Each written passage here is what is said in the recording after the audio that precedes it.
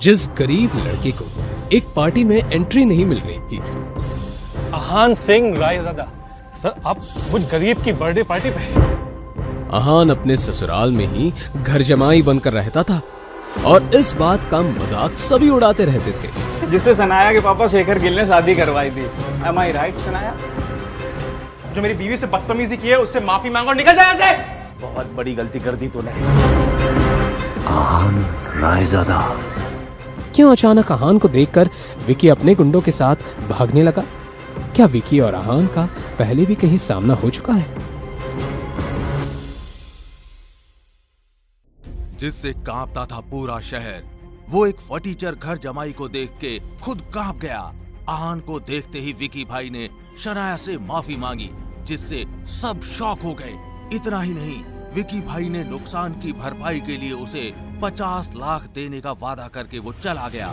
जब आहान और शनाया घर लौटे तो शॉक्ड हो गए। एक ब्रीफ केस में उनके घर 50 लाख रुपए आए।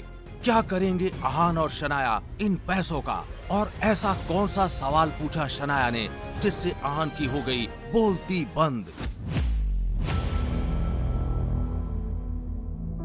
शनाया को अपनी आंखों पर यकीन ही नहीं हो रहा था। उसने आहान की तरफ देखकर उससे कहा, ये विकी भाई सच में पागल है क्या? उस ब्रीफकेस में 50 लाख रुपए कैश थी, जैसा कि विकी भाई ने थोड़ी देर पहले रेस्टोरेंट में कहा था। ये तो सच में अनएक्सपेक्टेड है। आहान, हम ये नहीं ले सकते। अगले ही पल शनाया ने वो ब्रीफकेस को बंद करने का मन बना लिया। जैसे ही उसने ब्रीफकेस को बंद करने के लिए अपना हाथ लगाया, शनाया की नजर एक नोट पर पड़ी और फिर उस नोट को उठाकर पढ़ने लगी।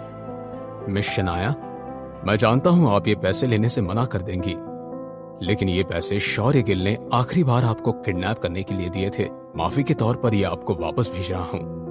उम्मीद है आप मुझे माफ कर देंगी। मैंने बहुत सोचकर ये फैसला लिया है। अब तो हम ये पैसे रख ही लेते हैं। आपका जो भी फैसला है, मैं आपके साथ हूं। हम आधे पैसे रख देंगे और बाकी के आधे, मतलब 25 लाख रुपए को दे देंगे। ओके? रात के डिनर के बाद सारा काम खत्म करके आहान अपने कमरे में चला गया कि आहान के कमरे के दरवाजे पर किसी के नॉक करने की आवाज आई। आहान ने अपना फोन रख दिया और कहा, आ जाइए। दरवाजा खुला तो बाहर से शनाया अंदर आ गई। शनाया, आप यहाँ? क्या हुआ है? क्या यहाँ आने के लिए मुझे किसी वजह की जरूरत है? मेरा वो मतलब नहीं था। आप जब चाहे यहाँ आ सकती हैं। आहान ने ऐसा कहा तो शनाया बेफिक्र होकर, आहान, वो विकी भाई ने जो पैसे दिए हैं उनका क्या करना है? हमारे पास 25 लाख रुपए हैं, क्या किया जाए? शनाया, अगर आप चाहें तो कुछ खरीद सकती हैं या कहीं इन्वेस्ट कर सकती हैं या फिर सेविंग भी कर सकती हैं। आपका जो भी डिसीजन होगा, मैं आपके साथ हूं। आहान, मैंने सोच लिया है कि मुझे उन 25 लाख रुपयों से क्या करना है। हाँ शनाया, आप जो भी चाहती हैं मैं आपको सपोर्ट करूंगा।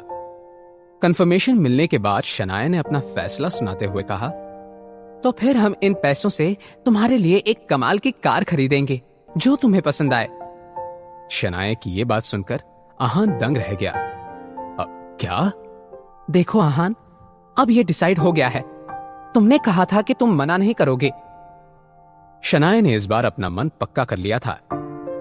वो आहान के लिए कार खरीदना चाहती थी, मगर आहान ने उससे कहा, शनाया, इस सब की क्या जरूरत है?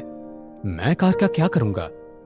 आहान अपनी बात कर ही रहा था कि शनाया ने उसका हाथ पकड़ लिया और अपनी बड़ी बड़ी आंखों से आहान की तरफ देखकर बोली, अब क्या मेरा तुम पर इतना भी हक नहीं है? ऐसी बात नहीं है। तो फिर तय रहा, कल सुबह जाकर हम कोई अच्छी सी कार खरीदते हैं। अपनी बात कहने के बाद शनाया आहान के कमरे से चली गई। उसके जाने के बाद आहान बेड पर लेट गया। वो समझ नहीं पा रहा था कि वो कैसा महसूस कर रहा था। आज आहान का दिल एक बहुत ही नई सी लेकिन जानी पहचानी सी राहत को महसूस कर रहा था। इस बारे में सोचते हुए कब आहान सो गया उसे भी पता नहीं चला।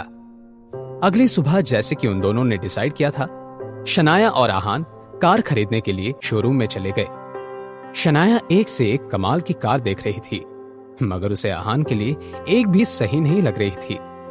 शनाया ने सेल्स पर्सन से कहा, देखिए, मैं चाहती हूँ कि आप मुझे कोई ऐसी कार सजेस्ट करें जो मेरे हस्बैंड की पर्सनैलिटी से मैच करती हो।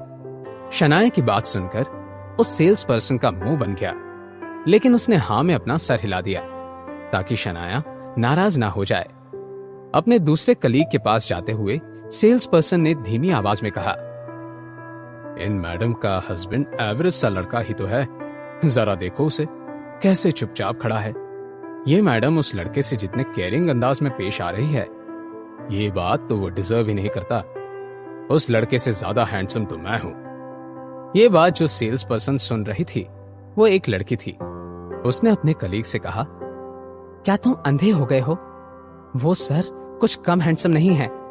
तुम उन्हें अपनी बेस्ट कार दिखाओ। नहीं, तुम रहने दो, मैं ही दिखाती हूं, तुमसे कुछ नहीं होगा। उस लड़की ने अपनी बात कही और आहान और शनाया को एक कार के पास ले गई। इस वक्त वो लोग एक नई लिमिटेड एडिशन कार को देख रहे थे।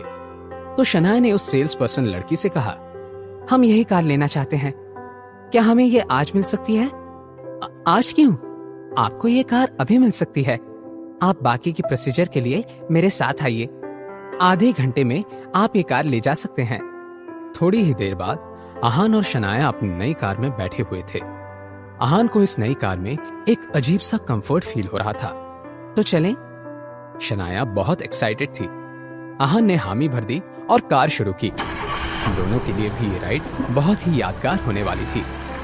शनाया के मोबाइल पर एक नोटिफिकेशन आया और मैसेज खुलने के बाद शनाया हंसने लगी।